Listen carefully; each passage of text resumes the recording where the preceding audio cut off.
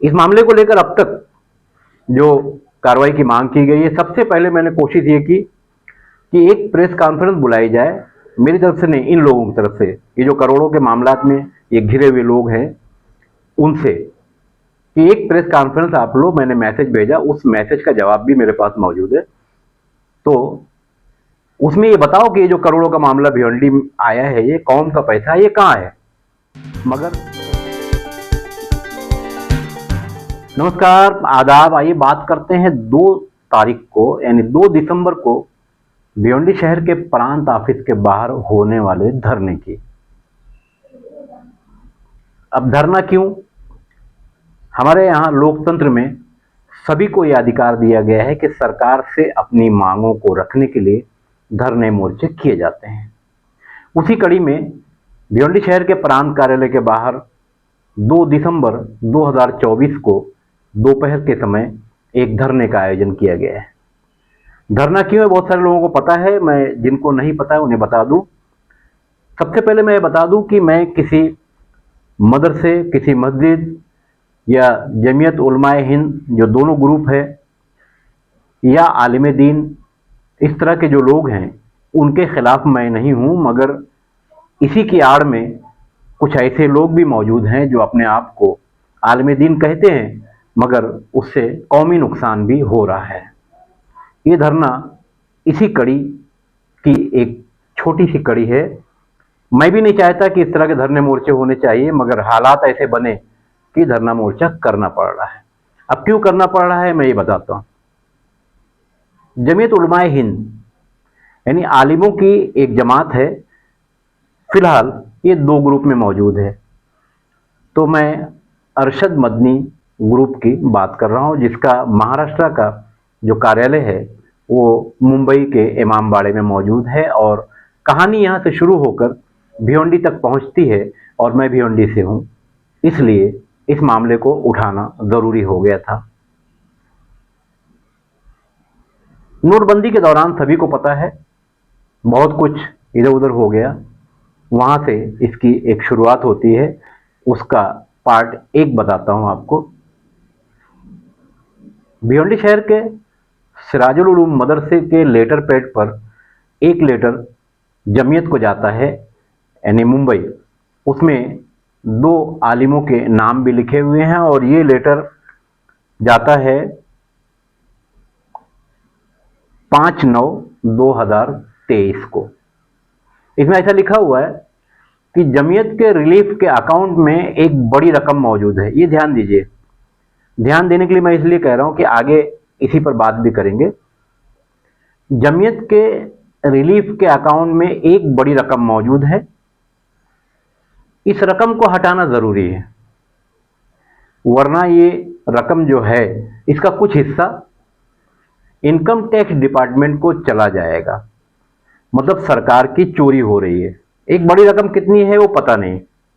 मैंने सरकार से यही मांग की कि बड़ी रकम कितनी है, और अगर इसमें से सरकार को इनकम टैक्स डिपार्टमेंट के जरिए फंड मिलता है तो कितना मिलेगा, क्योंकि इनकम टैक्स डिपार्टमेंट 1500 रुपये के लिए थोड़ी कहीं कार्रवाई करता है। और इस लेटर पैड पर 3 लोगों ने दस्तखत किया है, यानी सिग्नेचर किया है। इसमें एक नाम आता है मुफ्ती लईक साहब, भिवंडी शहर के मशहूर इंसान है। दुआ ताबीर झाड़ फूंक का पूरा कारोबार इनका भिवंडी में मौजूद है। चलिए, उनका वो कारोबार, हालांकि महाराष्ट्र में इस तरह का कारोबार करना मना है, फिर भी ठीक है। एक सिग्नेचर इन्होंने किया है। दूसरी सिग्नेचर जो है, आमतौर से उन्हें बिलाल सेठ कहा जाता है, हाजी निजामुद्दीन साहब के साहबजादे हैं, और उनका नाम हाजी मुकरमुद्दीन। एक सिग्नेचर इन्होंने किया है। और तीसरी जो दस्तखत है यानी सिग्नेचर है, वो हाफिज अमानुल्लाह साहब ने किया है, और ये इस मदरसे की जो कमेटी है उसके सदर भी हैं। और बिलाल सेठ जिन्हें बताया जा रहा है वो इसके नायब सदर भी हैं, और मुफ्ती लईक साहब, ये तीनों जिम्मेदार हैं। इन्हीं तीनों जिम्मेदारों ने इसमें ये लेटर तैयार किया और सिग्नेचर किया। अब सवाल ये उठता है कि ये बड़ी रकम कितनी है जो इनकम टैक्स लगने वाला है वो बचाने का प्रयास किया जा रहा है। तो ये सरकार की चोरी नहीं है क्या? ये तो हो गया इसका पार्ट 1। अब दूसरा पार्ट, मुंबई का हज हाउस 6 अक्टूबर को महाराष्ट्र जमीयत का चुनाव होता है और उसमें बहुत कुछ होता है। आलिमे दीन के चुनाव के मामले को लेकर इतने सारे बाउंसर, पुलिस, सब कुछ वहां मौजूद है। क्यों भाई, क्या खतरा था इसमें? जो 20 बाउंसर, पुलिस, पूरी एक टीम, क्यों? आलिमे दीन के चुनाव में इतना क्या? बहरहाल मालेगांव के मुफ्ती मोहम्मद इस्माइल, जो उस वक्त एमएलए थे और अभी अभी चुनकर आए हैं AIMIM के बैनर तले, उन्होंने ये इल्जाम लगाया कि जमीयत के ऑफिस में कई करोड़ रुपया मौजूद था और उस पैसे को भिवंडी के मौलाना हलीमुल्ला, जो जमीयत के उस वक्त यानी सदर चुने जाने के पहले सेक्रेटरी थे, वो उठा ले गए। ये मैं नहीं कह रहा हूं, एक जिम्मेदार इंसान जो एक शहर का एमएलए है वो कह रहा है और वो खुद भी मुफ्ती हैं। ये वीडियो सुनिए। आज इस वक्त मौलाना हलीमुल्ला साहब की जो है सदारत का ऐलान किया गया है।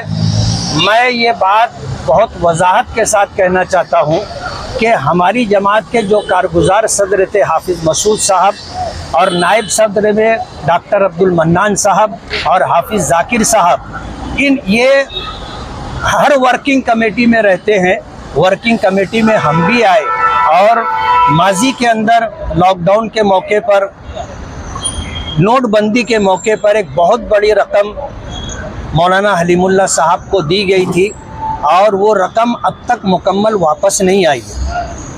और मौलाना हलीमुल्ला साहब ने दफ्तर से एक बहुत बड़ी रकम, जो तकरीबन 2.25 करोड़ रुपए या उस लगभग इसके कुछ कम ज़्यादा थी, वो रकम तमाम लोगों की लाइल्मी में लेकर के गए और जिन लोगों को इत्तला दी तो ये कह कर के इत्तला दी कि मैं एक काम कर रहा हूँ, काम हो जाने के बाद मैं उसकी इत्तला दूंगा, और दफ्तर से बहुत बड़ी रकम लेकर के चले गए और किसी को उन्होंने इत्तला दी नहीं दी पता नहीं। हम मजलिस आमला के रुकन हैं, हमें भी उसका पता नहीं। और जब हमने इधर उधर से बात सुनी तो हमने इस बात का तकाजा किया कि वो हिसाब व किताब सामने आना चाहिए, जमीयत की रकम जमीयत में वापस आना चाहिए। लेकिन जो बातें कही गई है इंतशार ना हो, इसलिए वो बात मैं नहीं कहना चाहता। मौलाना हलीमुल्ला साहब पर मालियात के सिलसिले में शुकूक व शुबहात है और पूरे महाराष्ट्र के अंदर, बल्कि यूँ कहना चाहिए कि सोशल मीडिया के ज़रिए पूरी दुनिया में ये बात जा चुकी है। आज उस आदमी को अगर सदर बनाया गया है तो ये गैर दस्तूरी है। हमारे दस्तूर में ये बात है कि मालियात के सिलसिले में जो आदमी मुश्तबा हो, मशकूक हो, गुनहगार हो, उसको जमीयत का कोई ओहदा नहीं दिया जाएगा। आज मौलाना हलीमुल्ला साहब को जो ओहदा दिया गया है, मैं ये मानता हूँ कि मालियात के सिलसिले में जो बातें हैं उसका तस्फिया किए बगैर और हिसाब व किताब मुकम्मल दिए बगैर उनका इंतखाब गैर दस्तूरी। इस इल्ज़ाम से पहले फिलहाल महाराष्ट्र के जमीयत के सदर हलीमुल्ला कासमी, वो एक कागज ये लहरा रहे हैं, आगे आप देखेंगे, उसमें बता रहे हैं कि सुन कर जाओ, हिसाब करके जाओ, मतलब तुम जो आरोप लगा रहे हो वो देख कर जाओ। तो फिर मैं अगर हौसला है सुनने का तो रुको और सुन के जाओ। जो गैर बयानियां यहां हुई है उसे सुन के जाओ, सुन के जाओ, सुन के जाओ। भागते क्यों हो भाई? अगरचे ये मजलिस हिसाब किताब की नहीं थी। नहीं भाई, आप एक मिनट भाई आप एक मिनट मेरे सामने सकता है। देखिए ये नहीं रुक जाइए बिल्कुल नहीं। ये मजलिस हिसाब, आप खामोश रहो भाई। आप खामोश रहो, मुझे बात करने दो। ये मजलिस हिसाब और किताब की नहीं थी, एजेंडे में रियासत का इंतखाब था, लेकिन मौलाना इस्माइल साहब ने माहौल खराब करने के लिए जो बात उठाई है, मैं मौलाना हलीमुल्लाह साहब से कहता हूं उसकी सफाई दे मौलाना, और आप लोग सुन करके जाएं। मौलाना तशरीफ लाइए। जब बात मुंतजिमा में आ गई, मुंतजिमा हयात हाकिमा है, मौलाना हलीमुल्लाह साहब तशरीफ लाए और उसकी सफाई दे, मौलाना इस्माइल साहब भी उसे सुन करके जाएं। आइए मौलाना। तो फिर जो खबरें आई बाद में, उसमें ऐसा बताया गया कि हाजी गुलजार अहमद साहब और मौलाना मुस्तकीम अहसन साहब अब ये दोनों दुनिया में नहीं हैं।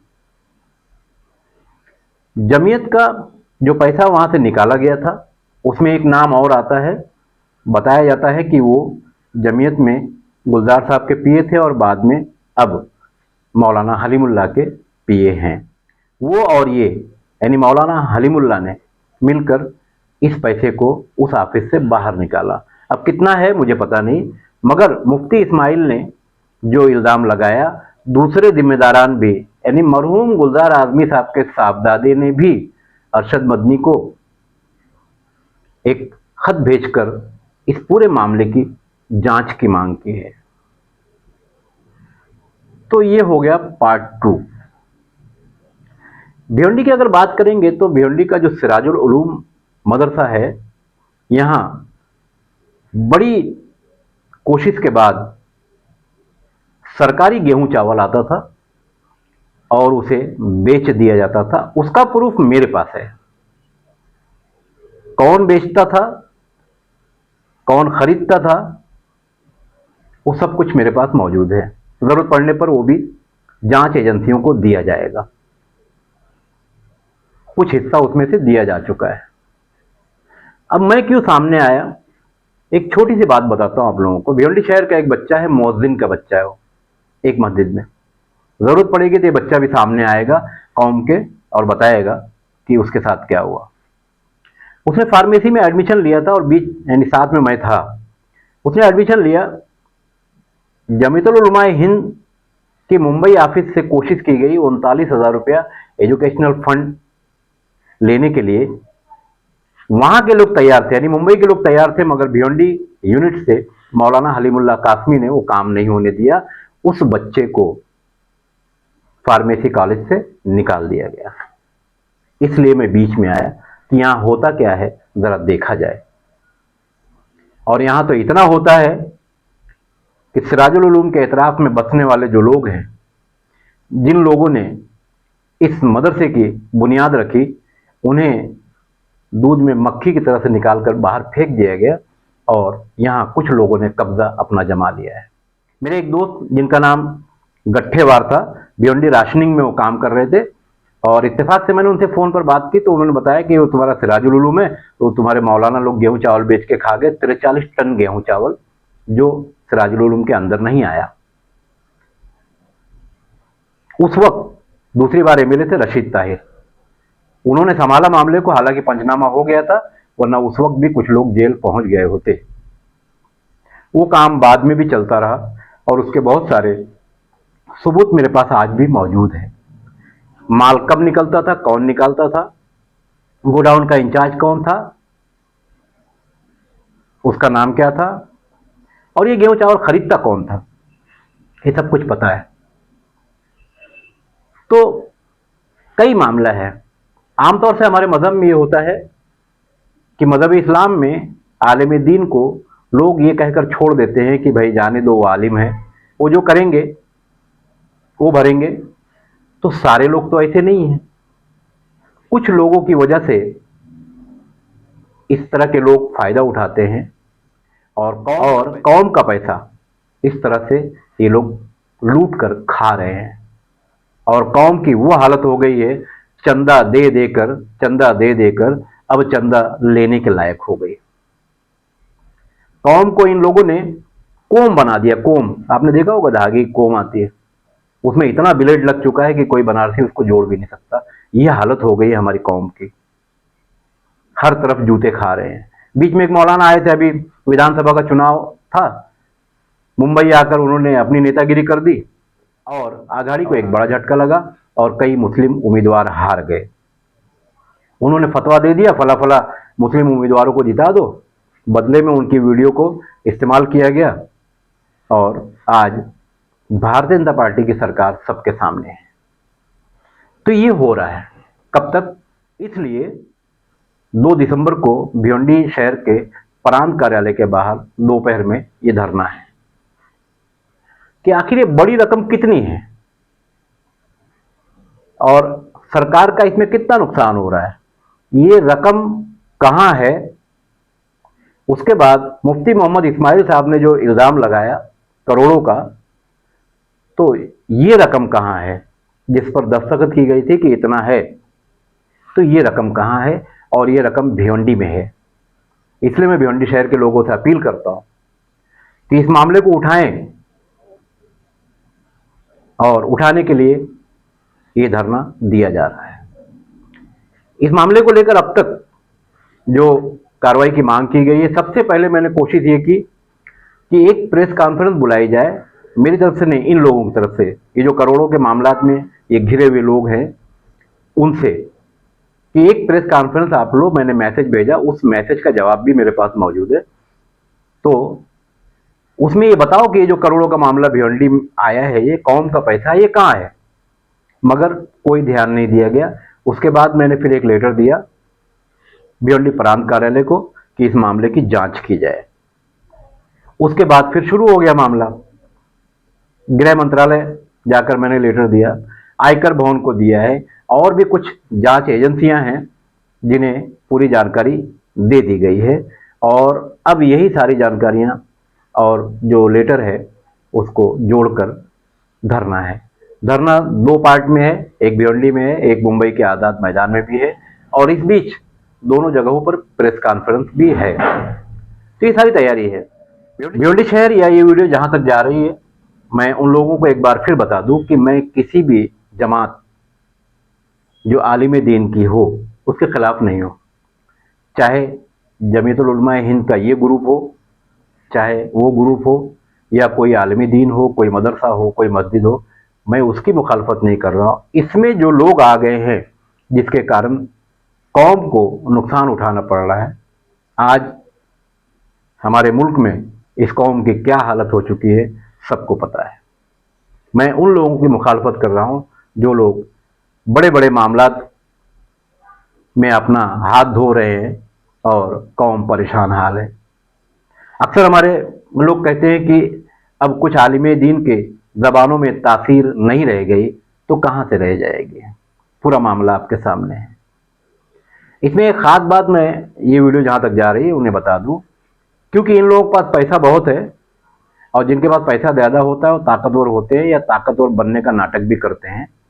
तो हो सकता हो कि मुझे कहीं फंसाने की कोशिश हो जाए, मेरे ऊपर जानलेवा हमला हो जाए, या मेरी फैमिली या मेरे साथ में जो लोग जुड़े हुए हैं इस मामले को लेकर उनके साथ, तो उन्हें ये भी ध्यान में रखना होगा कि फिर भारतीय कानून के तहत आपके ऊपर कार्रवाई भी होगी और आपको जेल भी जाना पड़ेगा। वो सारा सेटअप हमने करके रखा है। बहरहाल मैं भिवंडी शहर के लोगों से, अगर ये वीडियो जहाँ तक जा रही है उसमें भी कोई आना चाहे तो भिवंडी प्रांत कार्यालय के बाहर 2 दिसंबर को ये धरना है। उसके बाद अगली तारीख तय होगी मुंबई आज़ाद मैदान के लिए। बहुत बहुत शुक्रिया।